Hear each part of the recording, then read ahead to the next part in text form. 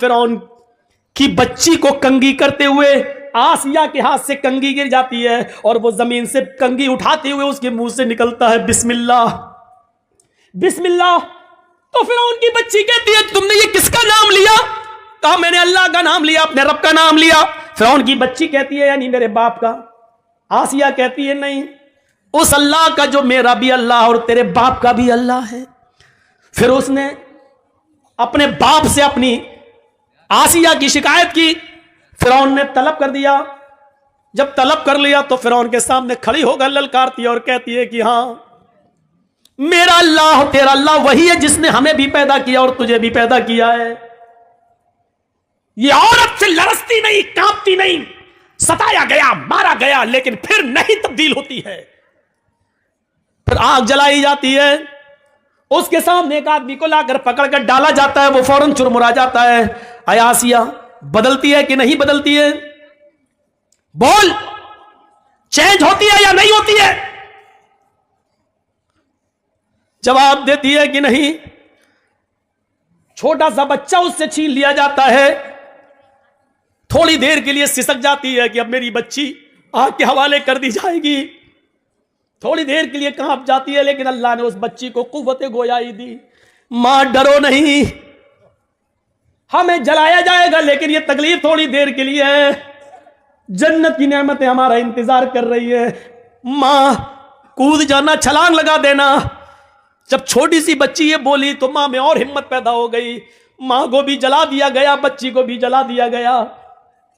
اگر شیطان کا جال کہا ہے تو وہ اپنے مکر و فریب کی وجہ سے, لیکن عورت وہ ہے جب اس کے اندر ایمان جاگتا ہے تو فرعون کے سامنے بھی وہ للکارتی ہے, اس کے سامنے نبرد آزما رہتی ہے اور فرعون کو اللہ ماننے سے انکار کر دیتی ہے. عورت میں جب ایمان پیدا ہوتا ہے تو وہ اسما بنتی ہے, اور وہ اسما بنتی ہے ابو بکر کی سالی عائشہ کی بہن, ابو بکر کی بیٹی عائشہ کی بہن اور محمد رسول اللہ کی سالی. غور کرو, جب اس کے بیٹے عبداللہ کو حجاج ابن یوسف نے تیر مار کے زخمی کر دیا اور اس کی گردن کاٹ دی اور کعبے کی دیوار پہ لٹکا دیا, بلایا اسما کو, بلاؤ. 100 سال کی ہو چکی تھی اس وقت اسما, کمر جھک چکی تھی, لاٹھی لے کر چلتی تھی. اے حجاج تو نے کیوں بلایا؟ اے حجاج تو نے مجھے کیوں بلایا؟ کہ تیرا بیٹا قتل کر دیا گیا. مسکرا کے کہتی ہے اللہ کے شیر کبھی قتل نہیں ہوتے ہیں, یقین نہیں آتا ہے. کہا نہیں. کہا اپنے بیٹے کی کٹی ہوئی گردن دیکھے گی؟ کہتی ہے دکھا کہاں ہے. کعبے کی دیوار کی طرف اشارہ کیا کہ دیکھ. وہ بڑھیا کی کمر جھکی ہوئی تھی, صحیح سے گردن نہیں اٹھا پا رہی تھی. لاٹھی اس نے چھوڑ دی اور سیدھے کھڑی ہوئی. اللہ نے اس کی کمر کو سیدھے کر دیا, کھڑی ہو جاتی ہے. 100 سال کی بوڑھی ہے, ایک بھی دانت نہیں گرا ہے, آنکھوں کی روشنی کم نہیں ہوئی ہے. اپنے بیٹے کی کٹی ہوئی گردن کعبے کی دیوار پہ دیکھتی ہے. پہلے ہنستی ہے پھر روتی ہے. حجاج نے پوچھا آئے اسما, میں نے تجھے روکا تھا کہ اپنے بیٹے کو میرے خلاف بغاوت پر مت اتار, لیکن تو نہیں مانی. تو نے اپنے بیٹے کو زرہ پہننے تک سے منع کر دیا کہ بیٹے لوہے کی زرہ پہننے کی کیا ضرورت ہے, تیر سینے پہ لگتا ہے تو لگنے دے. تو نے میرے خلاف اس کو اکسایا. دیکھ اپنے بیٹے کی گردن لٹکی ہوئی اور آج کیوں رو رہی ہے. یہ ہنسنے اور رونے کا سبب مجھے پتہ نہیں چلا, کیوں پہلے ہنستی ہے اور بعد میں روتی ہے. کہتی ہے حجاج یہ تو نہیں سمجھے گا. حجاج نے کہا وہی تو سمجھنا چاہتا ہوں. آیا اسما جا رہی ہے تو جا, اپنے بیٹے کے یہ بیٹے کی گردن اس کی باڈی تیرے گھر پہنچا دی جائے گی, جنازہ ونازہ پڑھ کر اس کو دفنا دیا جائے. لیکن ہنسنے اور رونے کی وجہ بتا.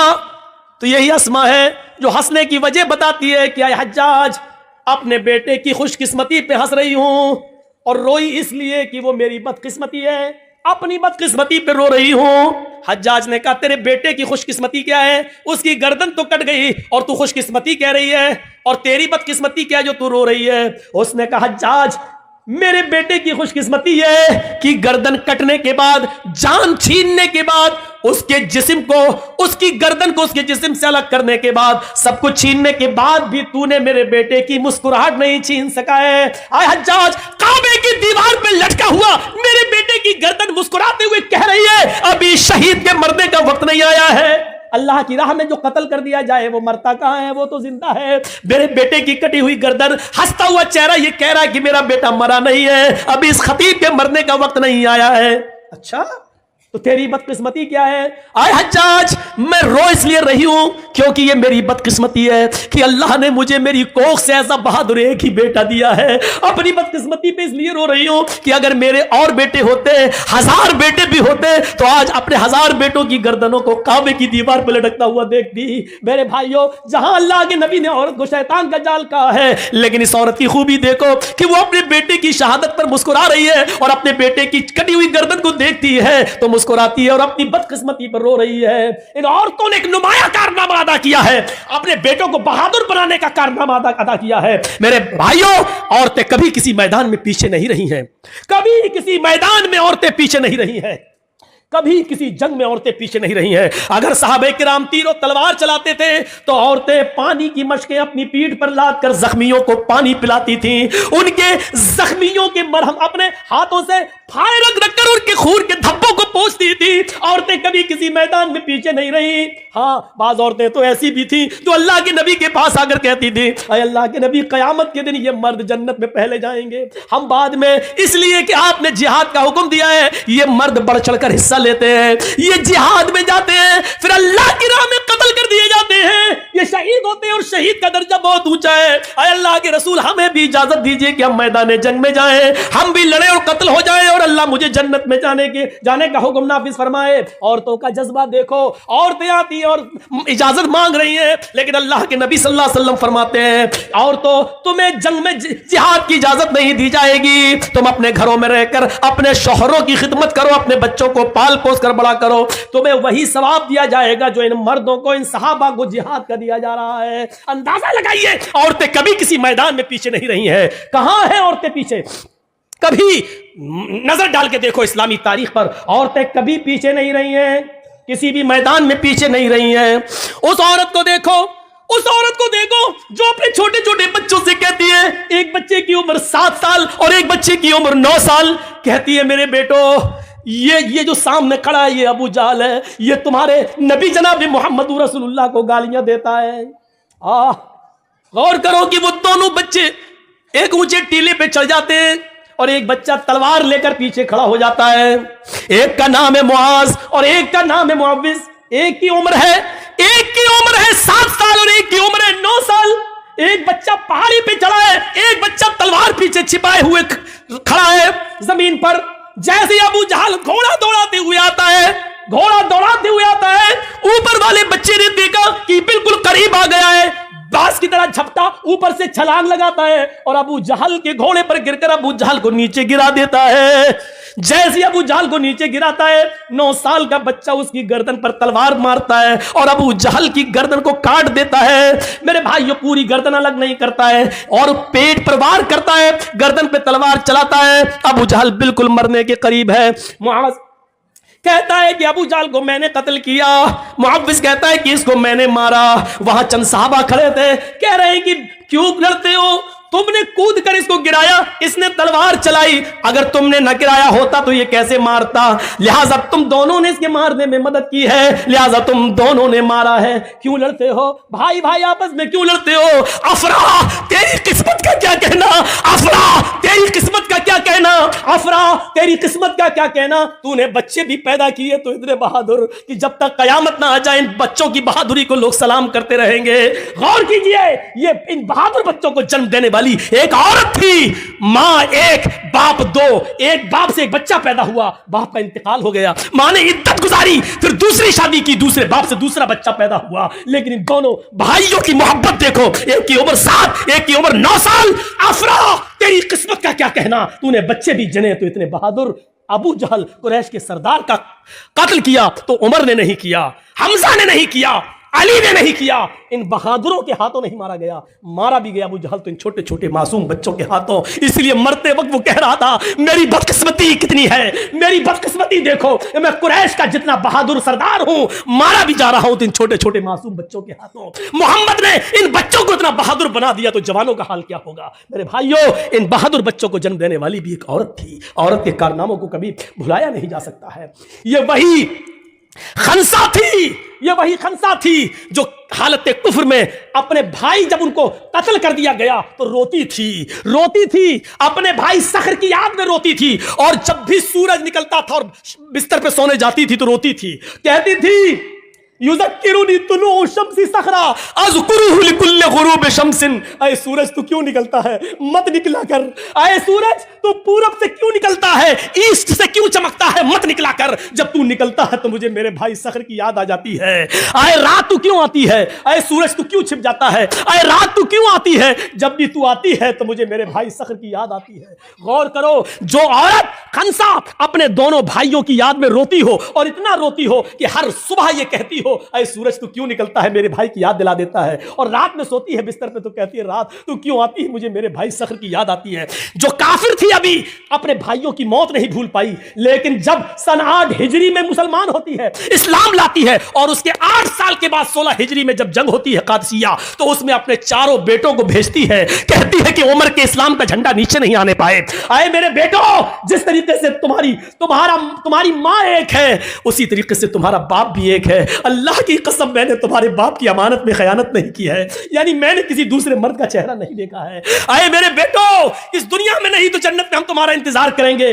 جھنڈا نیچے نہیں گرنا چاہیے۔ چاروں بیٹوں کو میدان جنگ میں بھیج دیا، اور ایک ایک کر کے چاروں بیٹے قادسیہ کی جنگ میں شہید کر دیے گئے۔ ایک شخص آتا ہے اور کہتا ہے اے خنسا، تیرے چاروں بیٹے میدان جنگ میں قتل کر دیے گئے، شہید کر دیے گئے۔ وہی چاروں بیٹے، کہتے ہیں کہ بڑھاپے میں بیٹے ہی سہارا ہوتے اور آسرا ہوتے ہیں۔ ان چاروں بیٹوں کو کہ انتقال کی اور ان کی شہادت کی خبر سنتی ہے، جو اپنے بھائی کی موت کو نہیں بھلا سکی حالت کفر میں، جو اپنے بھائیوں کی موت کو روزانہ یاد کرتی تھی، لیکن آج جب وہ 4 بیٹوں کی شہادت کی خبر سنتی ہے تو آسمان پہ نظریں ڈالتی ہے اور کہتی ہے الحمدللہ الذی شرفنی بقتلہم۔ تمام تعریفیں اس اللہ کے لیے ہے جس نے مجھے میرے بیٹوں کی شہادت سے مجھے سرفراز کیا ہے، مجھے میرے بیٹوں کی شہادت سے مجھے خوش کیا ہے۔ اپنے چاروں بیٹوں کی بہادری کی موت پر، ان کی شہادت پر ہنستی ہے، مسکراتی ہے۔ ان بچوں کی شہادت پر خوش ہونے والی بھی ایک عورت ہے۔ اگر عورت شیطان کا جال ہے، جب وہ مردوں کے لیے فتنہ بن جائے تو شیطان کا جال ہے، لیکن جب وہ عورت اپنے بچوں کے اندر ایسی بہادری اور جرأت پیدا کر دے تو ایک شیرنی ہے، وہ بہادر ہے، ایمان کی دولت اس کے اندر آ جاتی ہے۔ تو میرے بھائیوں، یہ ایک عورت ہی ہے جس نے اپنے بیٹوں کی شہادت پر فخر محسوس کیا ہے۔ ان بہادر بچوں کو پیدا کرنے والی بھی ایک عورت ہے۔ اس عورت کو دیکھو، دیناریہ، جس کا باپ میدان جنگ میں قتل کر دیا گیا، جس کا بھائی بھی ہے احد کے میدان میں شہید کر دیا گیا، جس کا بیٹا، باپ، بھائی سب میدان جنگ میں اور شوہر میدان جنگ میں قتل کر دیے گئے۔ ایک ایک آتا گیا اور کہتا گیا تیرا باپ میدان جنگ میں قتل ہو گیا، تیرا بھائی میدان جنگ میں قتل ہو گیا، تیرا بیٹا میدان جنگ میں قتل ہو گیا، اور لاسٹ میں کہا کہ تیرا شوہر بھی میدان جنگ میں قتل ہو گیا۔ چیخ کر کہتی ہے کہ مجھے میرے شوہر کے بارے میں مت بتاؤ، مجھے یہ بتاؤ کہ عائشہ کا شوہر کیسا ہے، مجھے یہ بتاؤ، مجھے میرے باپ کے بارے میں مت بتاؤ، مجھے یہ بتاؤ کہ فاطمہ کا باپ کیسا ہے۔ جب چاروں شہادتیں ہو گئیں تو نظریں آسمان پہ ڈال کے کہتی ہے الہ العالمین، جو کچھ تھا تیری راہ میں قربان کر دیا، کل جب تو ان کو جنت میں داخل کرے تو میں نے بھی بہت کچھ کھویا ہے، اللہ ان کے ساتھ مجھے بھی جنت دے دینا، کیونکہ میں نے بھی بہت کچھ کھویا ہے۔ اپنے شوہر، اپنے باپ، اپنے بھائی اور بیٹے، ان کی شہادت پر گھبراتی نہیں ہے، اور یہ کہہ رہی ہے کہ محمد صلی اللہ علیہ وسلم کیسے ہیں۔ جواب دیا الحمدللہ، ان کو کچھ نہیں ہوا۔ کہا نہیں، مجھے چل کے دکھا، جب میرے باپ کو کچھ نہیں، میرا باپ شہید، میرا بیٹا شہید، میرا بھائی شہید، میرا شوہر شہید، اور تو کہہ رہا نبی کو کچھ نہیں ہوا، مجھے شکل دکھا۔ اس نوجوان نے کہا ماں آ میرے گھوڑے پر بیٹھ۔ اس نے گھوڑے پہ بٹھایا، خیمے پہ لے گیا اور اس نے پردہ ہٹایا، دیکھ محمد رسول اللہ ٹھیک ہے۔ اس نے اس چاند سے چہرے کو دیکھا جس چہرے کو دیکھ کر کبھی حسان ابن ثابت نے کہا تھا وہ احسن منک لم تر قط عینی واجمل منک لم تلد النساء. ایسا خوبصورت بیٹا، ایسا حسین بیٹا، واحسن منک لم تر قط عینی، میری آنکھوں نے آپ سے زیادہ حسین کسی کو دیکھا ہی نہیں، اور ایسا خوبصورت بیٹا میں آج تک دنیا کی کسی عورت نے پیدا ہی نہیں کیا جیسے محمد ہے. اس چہرے کو دیکھ کر کبھی حسان نے کہا تھا، اس چہرے پہ نظر پڑتی ہے، باپ کا غم بھول گئی، بیٹے کا غم بھول گئی، بھائی کا غم بھول گئی، پتی کا غم بھول گئی، اور چیخ کر کہتی ہے کل مصیبت بعدک جلل، کل مصیبت بعدک جلل، کل مصیبت بعدک جلل. آج میری ساری مصیبتیں دور ہو گئی محمد تیرا چہرہ دیکھ کر. میں باپ کا غم بھول گئی، میں شوہر کا غم بھول گئی، میں بھائی کا غم بھول گئی، میں سب کا غم بھول گئی. یہ عورت بھی تھی، یہ عورت میری ماں بہنوں، ان عورتوں پر دنیا فخر کر رہی ہے. تمہارے ننگے پن و بےہودہ پن پہ کون فخر کرے گا؟ یہ مذاق ہوتا رہے گا، احتجاج ہوتے رہیں گے اور جلوس ہوتے رہیں گے، یہ سب اپنا کام ہوتا رہے گا. اب زندگی چند دنوں کی رہ گئی ہے، کچھ بن کر دکھا دو، کچھ ثابت کر کے دکھا دو. اگر دشمن حجاب کو اتروانے کے چکر میں پیچھے پڑے ہوئے ہیں، تم اپنے عمل سے حجاب کی حفاظت کر کے دکھا دو، تب تو مانا جائے گا کہ تم اسلام کی شیرنی ہو، اسلام کے مطابق اپنی زندگی گزارنا چاہ رہی ہو. میں تو کہنا چاہتا ہوں کہ جب دشمن ہمارے کسی عمل پر کیچڑ اچھالے، ہمیں اس عمل میں آگے بڑھ جانا چاہیے، ہمیں اس عمل کو اور کر کے مضبوطی کے ساتھ دکھانا چاہیے کہ ہم عمل کے کردار کے نمونے میں آئیں، اور ہمارا عمل دیکھ کر دنیا خود بخود مجبور ہوتی جائے کہ ان کو سمجھانا بیکار ہے، یہ لوگ دین سے سمجھوتا نہیں کر سکتے ہیں، یہ لوگ اسلام کے ساتھ کمپرومائز نہیں کر سکتے ہیں. میری ماں بہنوں، جتنا حجاب کا مذاق اڑایا جائے اتنا ہی تم حجاب کر کے دکھا دو، تاکہ دشمن یہ کہنے پر مجبور ہو جائے کہ ہم نے بیکار حجاب کا مسئلہ اٹھایا. ابھی تو ہم چند لڑکیوں سے حجاب اتروانا چاہتے تھے، اب تو پوری مسلم کمیونٹی حجاب کے اندر آ گئی. تو یہ چیز آئے گی تو تمہاری حفاظت بھی ہوگی، اور دشمن بھی سمجھنے پر مجبور ہو جائے گا کہ اب ان سے جھگڑنا اچھا نہیں ہے، اب ان کے منہ لگنا اچھا نہیں ہے. میرے بھائیوں، ہم اللہ سے دعا کرتے ہیں، چونکہ اب کل بھی پروگرام ہے اور پھر 2 دن لکھی پور میں ہے، پھر 2 دن شری رام پور میں ہے، تو اس لیے ہمیں تو لگاتار پروگرام ہونے شروع ہے اور لگاتار ہے. یقین مانیے ہمارے اتر پردیش میں لوگ اب شک میں پڑ گئے کہ مولانا کہیں آپ نے کوئی دوسرا گھر تو نہیں بنا لیا بنگال میں. یہاں تک کہنے لگے، طنز بھی مارنے لگے ہمارے اوپر کی، جب بھی کہاں ہے بنگال، فون آتا بنگال، ارے مولانا ہمیں کچھ دال میں کالا لگتا ہے، کہیں ایسا تو نہیں کہ آپ نے بنگال میں کوئی دوسرا گھر بنا لیا ہو. اس طریقے کی باتیں، یعنی بنگال والوں سے ہمیں انسیت ملا، پیار ملی، محبت ملی. ہم چاہتے کہ برقرار رہے. اللہ سے دعا کرتا ہوں کہ بار الہ ہماری ماں بہنوں کو پردہ کرنے کی توفیق عطا فرما، ہمارے مردوں میں بھی اسلام کی خوبیاں پیدا فرما دے اور اسلام کے اندر ان کو پورا داخل فرما دے. وما علینا الا البلاغ المبین، وآخر دعوانا ان الحمد للہ رب العالمین. سلام.